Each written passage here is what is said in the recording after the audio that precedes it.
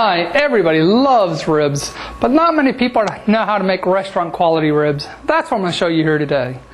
We're going to use our Williamson House rib kit. Included in the rib kit is a jar of the red sauce, a package of our dry rub,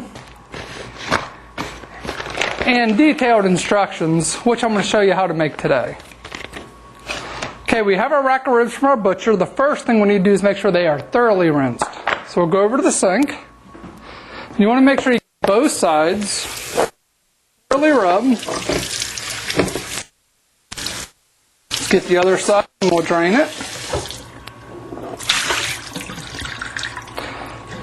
Now we want to pat these down. We want to make sure they're dry enough for the dry rub to stick. So we'll get our paper towel. And it doesn't have to be perfect. Just want to get some of that moisture off of there. Now you'll notice on the back there's a stick membrane. We want to get that off of there. So we're going to take a small paring knife and carefully go right against the bone. And we're going to pick straight up on it. You're going to see that membrane's going to lift right off. We're going to keep going through till we get to the end. And it is pretty tough. So once we get there, we're just going to grab it and we're going to lift it. Make sure we get all of it. There we go. Doing that. Well, let me show you. Okay, think of this plexiglass as the membrane, which is the barrier to the meat. If we want to season the meat, we want these flavors to penetrate. If the membrane's still on, it's just going to fly right off the meat.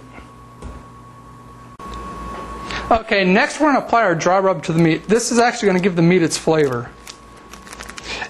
In the package you actually have enough dry rub to do about 2 racks of ribs, but we gave you extra so you can use it for your other meats to get a flavor of it.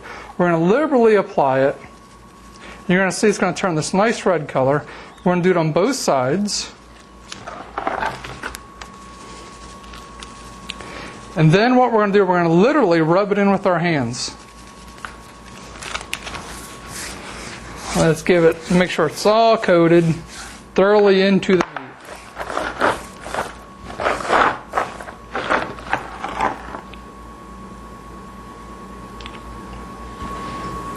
Now that we have the dry rub applied, we want to seal them. We're going to use a high quality plastic wrap, tear a long sheet, grab our ribs, place them down. We're going to fold it over from both sides. Now this is a large rib, so I'm going to use 2 sheets. And I'm going to start from the top on this one. And make sure it's thoroughly sealed.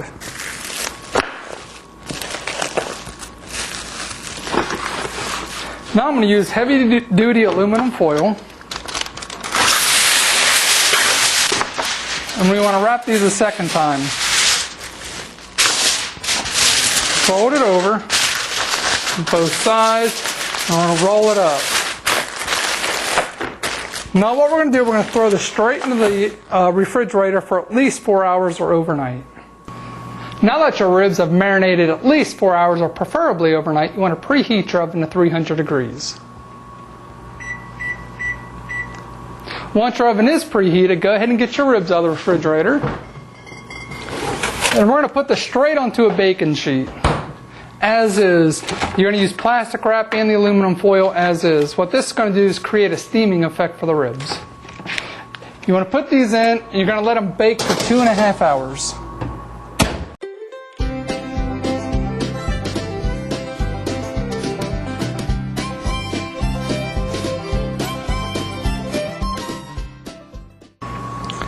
Now that the ribs have had a chance to cool, we want to carefully unwrap these. Now it's been in the oven for 2.5 hours, so watch the steam. Now we'll take a knife, and we'll go ahead and take off our plastic wrap also. Now you're going to see all these juices here in the bottom. Now we want this to rest for 15 more minutes. And what that's going to do is help soak up some of these juices. And you'll see how tender it is right now. It's also going to firm it up. Right now, if I tried to pick this up, it'd just completely fall apart. So by letting it cool down, it'll soak up some of the juices and make it transportable. Okay, now that the ribs are cool, we have 3 options. 1, we can throw them in the refrigerator and cook them tomorrow or the next day. Number 2, we can rewrap them and throw them in the freezer for up to 6 months, save it for the next tailgating party, block party, or when those unexpected guests come over. Or 3, throw them straight on the grill, and of course, we're going straight on the grill. Now I've preheated the grill to medium-high. A couple things we're going to need: a good grill brush and a long pair of tongs. Let's go ahead and I'll just grab my smallest saucepan.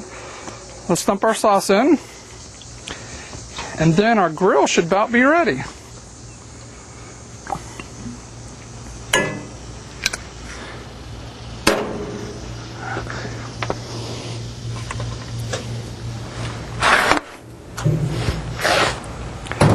Now the way I like to start these is the bone side down.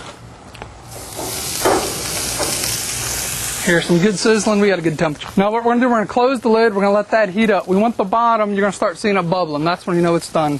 Now thing to remember, right now these ribs are fully cooked. All we're doing is reheating them right now. Then once they get heated, we're going to brush some of the red sauce on.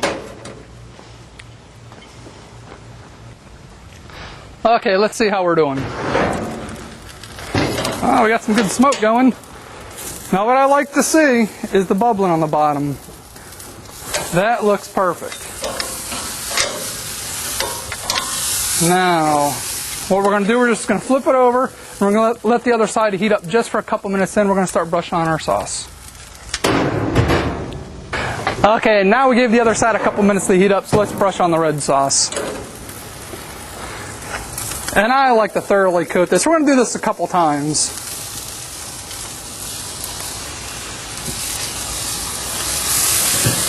There's a good coating on there. Just let that set a minute. Come back and we're going to do it to the other side. Okay, now that we give it a minute, let's go ahead and flip it again.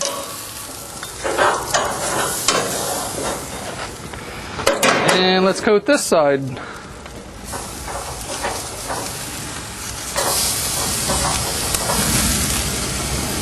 Now we're going to do this 2 more times.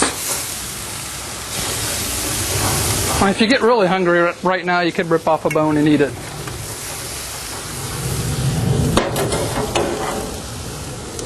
We're almost done. Okay, I flipped it twice, and they should be done. Let's see what we have. Oh yeah. These are done. What I like to do is give it one last coating.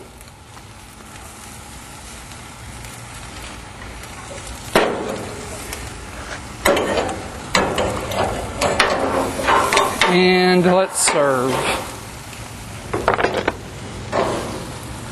These look good.